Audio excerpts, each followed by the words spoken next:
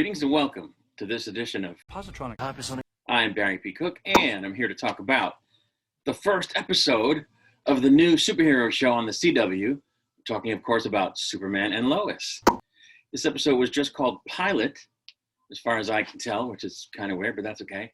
And it was just on the other night with a 2-hour premiere, and I really liked it. So let's talk about it. Right away with the opening, it was already off to a good start because they did a little exposition on how Clark became Superman. How the CW version of Clark Kent became Superman, and they show one early scene of him in action as Superman, where he catches a car that's falling off a highway and puts it down safely in a similar way to how he holds a car aloft and presumably puts it down safely inside the comic on the cover of Superman #1, which came out in like 1938, 1939, 1940. So that was very cool. And when he did this, the actor was wearing a super suit made out of cloth, not spandex, or whatever material they're using, vinyl, rubber, whatever it is, on superheroes these days. And it was pretty much an exact replica of the original Superman costume from the comics, with the the red strongman BVD style thing on the outside, and the S with the black on it. So it was really cool to see that. I was cheering mightily when I saw that. It was pretty cool. And he even says, someone says, "Oh, cool outfit." And he even says, "Thanks, my mom made it for me," which of course is totally in line with the original mythos of Superman from the comics. So I thought that was awesome. And, they were off to a great start, as I said. But then we flash forward to the present, and his suit that he's going to wear for the rest of the season, presumably. And it's also a different suit. It's new. It's not the same one he's been wearing in his appearances in Supergirl or during the crossover episodes that he was in. And it's closer to the Henry Cavill super suit, and I guess closer to the modern Superman suit in the comics than what he was wearing on Supergirl, which frankly I never really liked. It was just kind of weird. The way the cape was attached to the suit and the belt was just weird. I don't know. Anyway, this suit is much better, though I'm not generally a fan of a super suit that doesn't have the BVD thing. I like the BVD thing. I don't know. I think it looks weird without it. But anyway, this suit is much better than the one he's been wearing, up to this point in the CW verse.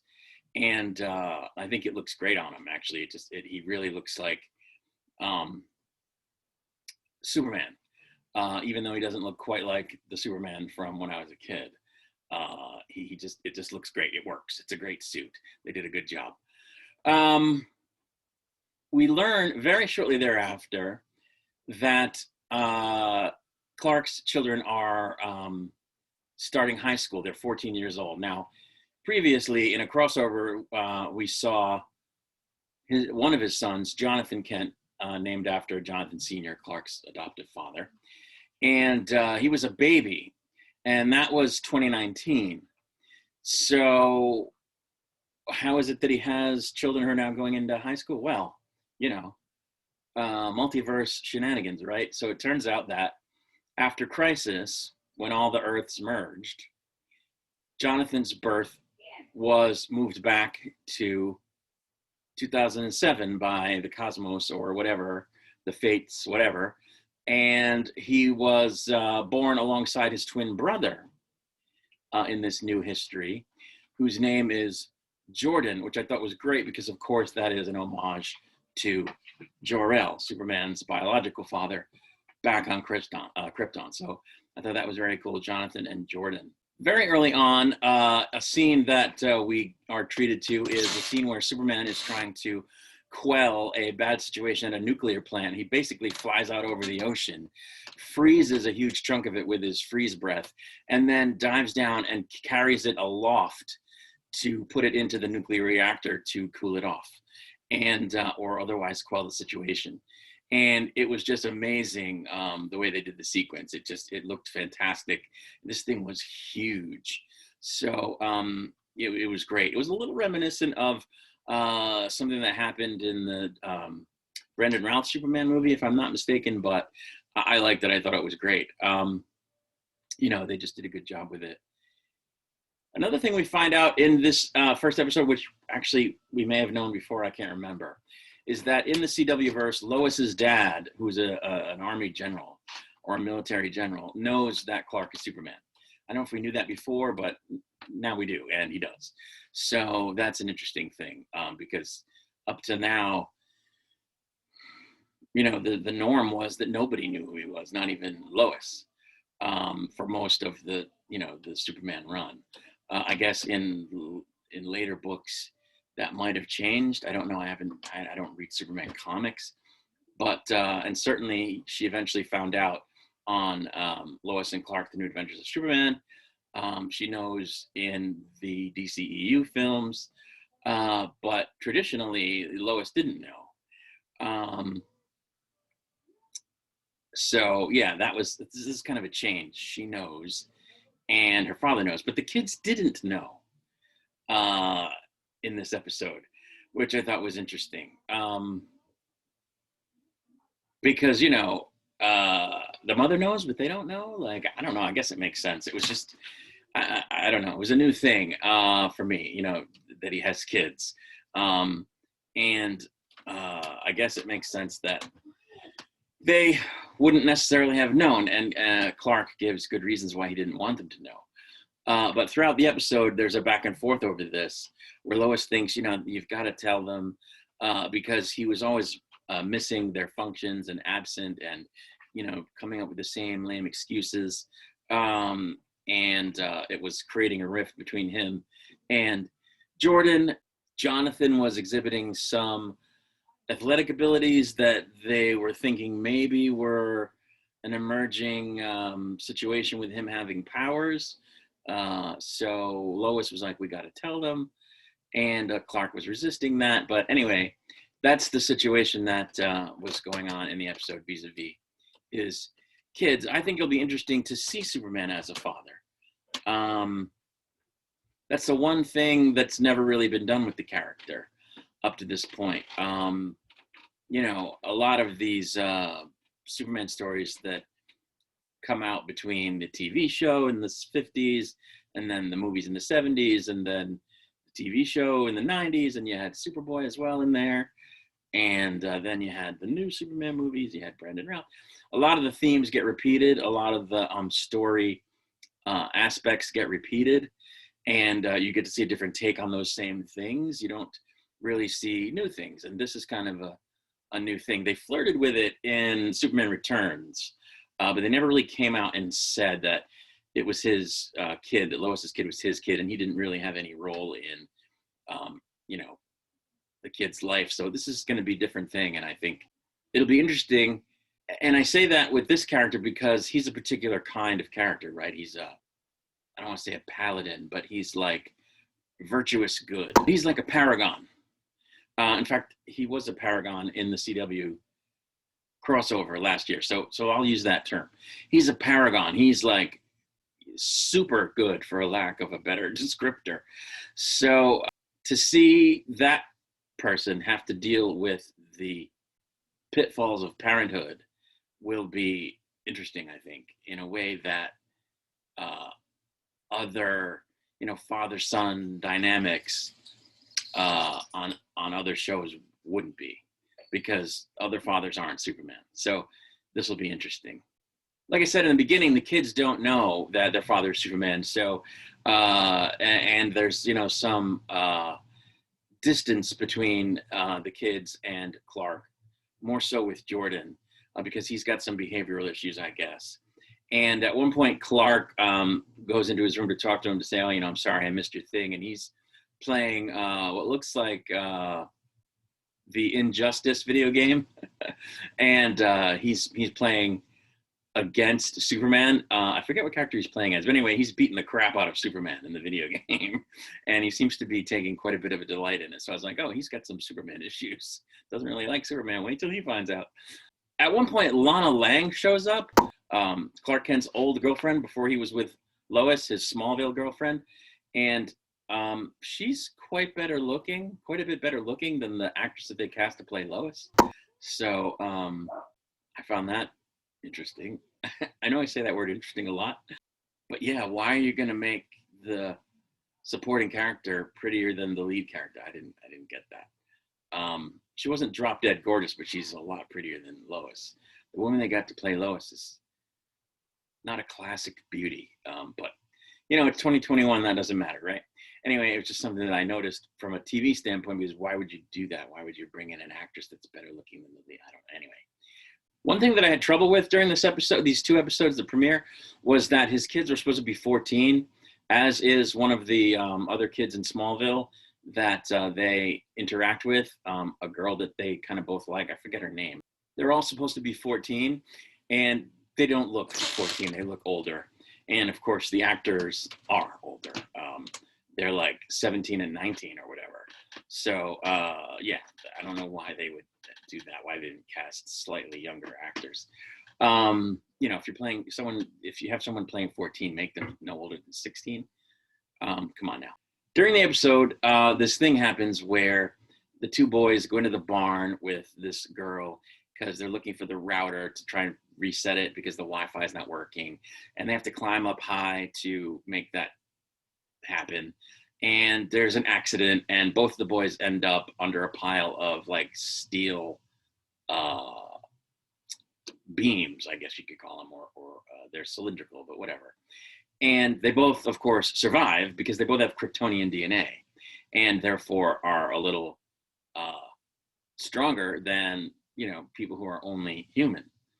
And I guess this came as a surprise to Clark and Lois, even though it shouldn't have. Like, okay, you didn't think they necessarily had powers, but you had to know they were going to be a little more resilient than full humans. But I guess they didn't. Anyway, they both survived this unhurt because Jordan shields his brother from these metal things that are falling.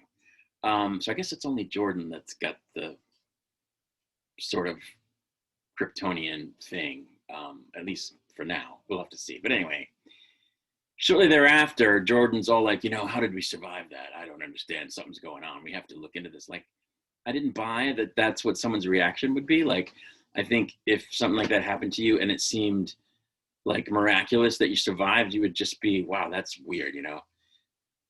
I survived miraculously, can't explain it. And you'd let it go, right?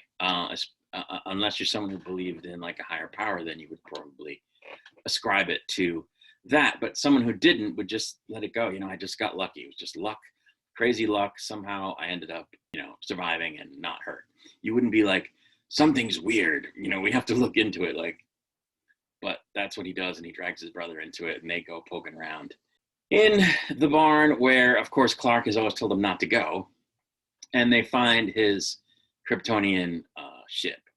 Anyway, while that's going on, Lois's father is talking to Clark about, hey, you know, something's going on with these nuclear plants. Someone keeps attacking the nuclear plants, and we think another attack is coming.